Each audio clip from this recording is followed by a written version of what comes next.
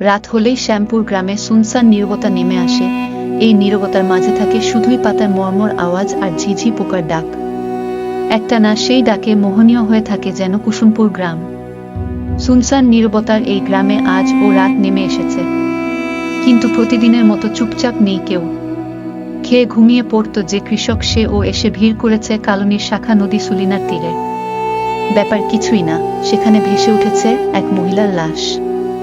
সবাই যে যার মতো বলাবলি করছে, চিনতে চেষ্টা করছে লাশটাকে, কিন্তু কেউ চিনতে পারছে না, কারণ কেউ এই মহিলাকে খুন করে মাথাটা কেটে ফেলেছে। এখন চারদিকে লোক পাঠানো হয়েছে মাথার খোঁজে। মাথা খুঁজে না পাওয়া পর্যন্ত এই লাশ দাফন করার জন্য কেউ এগোচ্ছে না। এর মাঝেই কোনো কোনো উৎসুক জনতা গিয়ে দূর থেকে কাঠি দিয়ে লাশের হাত পা দেখার চেষ্টা করে চলেছে, কিন্তু কোনো ফলাফল নেই। হাতে পায়ে কোনো চিহ্ন নেই যে লাশটাকে চেনা যায়। রাত যত বাড়তে থাকে তত ভিড় বাড়তে থাকে। মাঝে ভিড়ের চাপ কমে গিয়েছিল, কিন্তু হঠাৎ করে শোনা যায় শেখের বাড়ির সুলেখাকে পাওয়া যাচ্ছে না। ভাইয়ের সাথে ঝগড়া করে ঘর থেকে রেগে মেগে বের হয়ে গিয়েছিল সুলেখা। তারপর থেকে ওর পাত্তা নাই। সৎমা ও সুলেখার কোনো খোঁজ পড়েনি। এখন ও সুলেখার মায়ের কোনো দেখা নাই। শুধু ওর বড় ভাই জমির শেখের কান্নাকাটি চলছে লাশটার পাশে।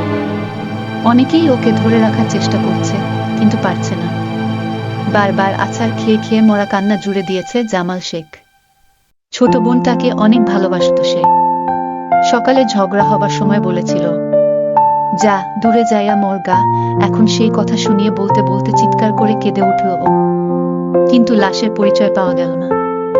এর মাঝেই গ্রামের 3 জন মুরব্বী এসে নিজেদের মাঝে বাহাস করতে লাগল।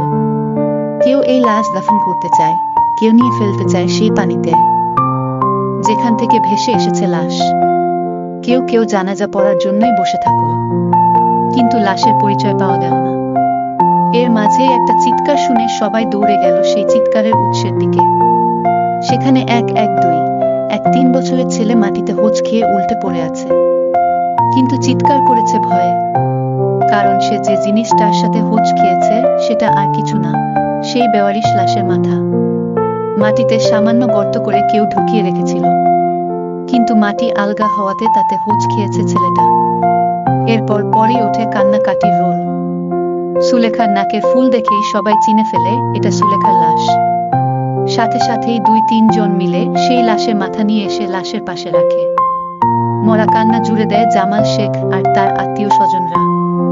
গ্রামের মাতব্বরদের মাঝে 2-3 জন এই লাশের জানাজা করে দাফন করতে চায় না। 4-5 জন তাদের সাথে কোরআন হাদিস নিয়ে বিতর্কে জড়িয়ে পড়ে। ওই গ্রামের মসজিদের মৌলানার সাথে তর্ক লেগে যায় করিম মৌলা আর তার ছেলে রহমান মৌলার। শেষে কোনো মীমাংসা করতে না পেরে সেই লাশ 2-3 জন মিলে কোনো রকম জানাজা পড়ে দাফন করে। এর মাঝে গ্রামের হেডমাস্টার সবুজ মিয়া ও ছিল। সবুজ মিয়া নিজের দায় থেকে এই কাজে উৎসাহ দেবার জন্য দোষী সাব্যস্ত হয় পরদিন এক সালিশে। দিন 7 সবার মুখে মুখে এই ঘটনা একের পর এক ডানা মেলতে থাকে। কেউ কেউ বলা শুরু করে সবুজ মিয়া এই সুলেখার প্রেমের সম্পর্ক ছিল। আর এর রেশ ধরে কয়েকদিন পর আবার সালিশ ডাকা হয়। যে 3 জন লাশ দাফন ও জানাজা করতে চায়নি তাদের রায়ে সবুজ মিয়াকে এক ঘরে করে রাখে সবাই। আসলে ওই 3 জন খুব ক্ষমতাশালী বলে কেউ ওদের মুখে মুখে তর্ক করতে চায়নি। তাদের মাঝে রহমান মওলা পরের মাসে চেয়ারম্যান পদে ভোটে দাঁড়াচ্ছে, তাই তার সাথে কেউ কথা কাটাকাটি করতে চায়নি। ফলাফল নিরীহ সবুজ মিয়াকে এড়িয়ে চলতে শুরু করে সবাই। কিন্তু সুলেখার ভাই জামাল শেখের বন্ধুত্ব ছিল, তাই সবুজ মিয়াকে নিজের ঘরে খাওয়াতে শুরু করে সে। এর মাঝে সবাই সুলেখার কথা প্রায় ভুলে যায়। 2 সপ্তাহ পর একদিন গ্রামের মসজিদের ইমাম ইসমাইল মিয়া ফজরের নামাজের আজান দিয়ে গিয়ে এক বিভৎস দৃশ্য দেখে ভয়ে চিৎকার করে অজ্ঞান হয়ে পড়ে। সকালে সবাই তাকে অজ্ঞান অবস্থায় মসজিদে খুঁজে পায়। কেউ বলতে পারছে না কেন সে অজ্ঞান হয়েছে। অনেকক্ষণ পর তার জ্ঞান ফিরলে সে সবাইকে নিয়ে যায় সুলেখার লাশ যেখানে দাফন করা হয়েছিল সেখানে। সুলেখার লাশের পাশে একটা জারুল গাছ আছে, সেখানে একটা ডালে পাওয়া যায় করিম মৌলার ছিন্ন ভিন্ন লাশ। প্রথমে কেউ চিনতে পারেনি, কিন্তু গাছের গোড়ায় কে যেন লাশের মাথাটা সযত্নে কেটে সুন্দর করে সাজিয়ে রেখেছে। দৃশ্যটা দেখে অনেকেই সহ্য করতে পারেনি। শেষে পুলিশ ডেকে পাঠানো হয়। পুলিশ এসে লাশ নিয়ে যায় ময়নাতদন্তের জন্য। এর মাঝে রহমান মোল্লা ক্ষেপে যায় নিজের পিতার এই অবস্থা দেখে। বিকেল যেতে না যেতেই সবুজ মিয়ার বাড়ি আগুনে জ্বালিয়ে দেয় সে। সবাইকে বলে বেড়াতে থাকে যে সবুজ মিয়া গুন্ডা লাগিয়ে তার বাবাকে হত্যা করিয়েছে। এই সময় তার সাঙ্গ পাঙ্গরা মিলে সবুজ মিয়াকে গাছের সাথে বেঁধে ইচ্ছামতো মারতে থাকে।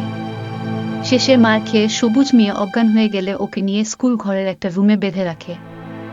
সবাই গোপনে সুলেখার ভূতের কথা বললেও রহমান মোল্লার সামনে কেউ তর্ক করেনি মার খাবার ভয়ে। এরপর থেকে 2 দিন ধরে বন্দি থাকে সবুজ মিয়া সেই স্কুল ঘরে। সকালবেলা এসে রহমান মিয়ার লোক খাবার দিয়ে যায়। সবুজ মিয়ার খাওয়া শেষ হলেই মার শুরু হয়। শেষে অজ্ঞান হয়ে পড়লে তাকে দড়ি বেঁধে রেখে যায় রহমান মোল্লার লোকজন।